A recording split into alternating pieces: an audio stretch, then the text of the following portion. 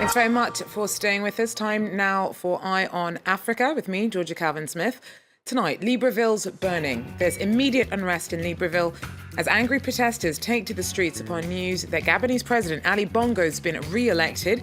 He's just scraped past his rival Jean Ping with less than 6,000 votes. Also, Facebook founder Mark Zuckerberg meets with developers and entrepreneurs in Lagos on his first visit to sub-Saharan Africa. As Nigeria officially enters recession, we take a look at what place startups could play in the country's future economic fortunes. And Central African Republic's faced with its first outbreak of cholera in 5 years. Over a dozen people have died so far, and health workers are racing to contain its spread. Well, the announcement that Gabon's incumbent leader, Ali Bongo, has just scraped a victory in the weekend's presidential election has, as feared, sparked violence in the streets of the capital. Riot police fired on protesting crowds in Lusaka. The National Assembly was set on fire by supporters of his rival Jean Ping, who lost out by less than 2% of the vote.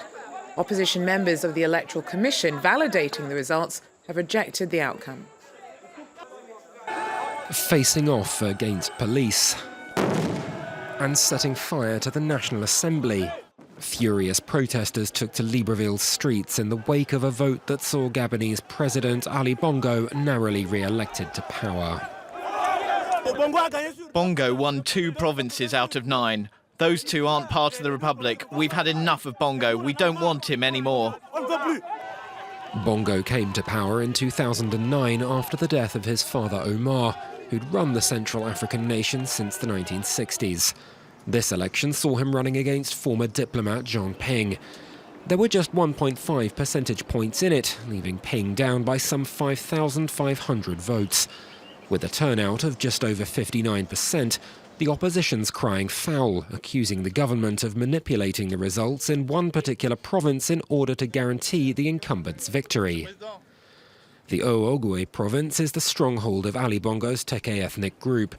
He obtained over 95% of the vote there with a turnout of nearly 100%, 40 points higher than the national average.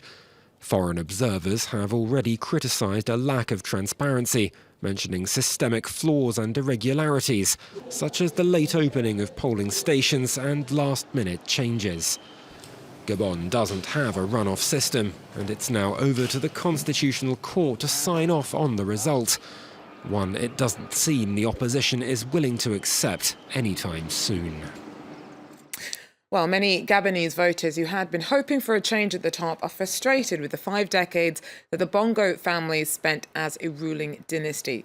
This time round, those hoping to break with the past came closer than ever before, missing out by less than 6,000 votes. It's not the result he was expecting. Ali Bongo beat Jean Ping by less than 6,000 votes. He's been in power since 2009. Before then, his father, Omar Bongo, ruled the country for 41 years. Despite this, just a few days before the vote, he claimed to embody change. Today, I'm the one who can break with the past and bring about real change. My ideas and my programme are very different from what we've seen these last few years. Several factors explain why it was such a narrow victory. During his mandate, many prominent politicians from his father's regime left him and decided to support his rival Jean Ping. Gabon's economy was hard hit by the fall in oil prices, and Bongo was repeatedly accused by the opposition of not being from Gabon. They claimed he was an adopted child from Nigeria, but the Constitutional Court rejected their appeal. I am who I say I am. The opposition is just trying to distract people. The opposition has no ideas, no creativity. It's intellectually paralysed. In 2009, Bongo was already elected following a controversial poll. Before then, he'd been defence minister for a decade when his father was president. This new election has been much criticised. The opposition said its victory had been stolen. The US said it was deeply concerned by events in Gabon, while the EU and France declared that results should be published for each polling booth. Nigeria is officially in recession. Less than a month after it lost its place as Africa's top economy to South Africa, new data released on Wednesday showed that GDP had declined by a little over 2% in the second quarter of the year, plunging the country into its first recession since 1991. Nigeria's been hit hard by a fall in oil prices, the effect of sabotage on crude production by Niger Delta militants, and foreign currency shortages.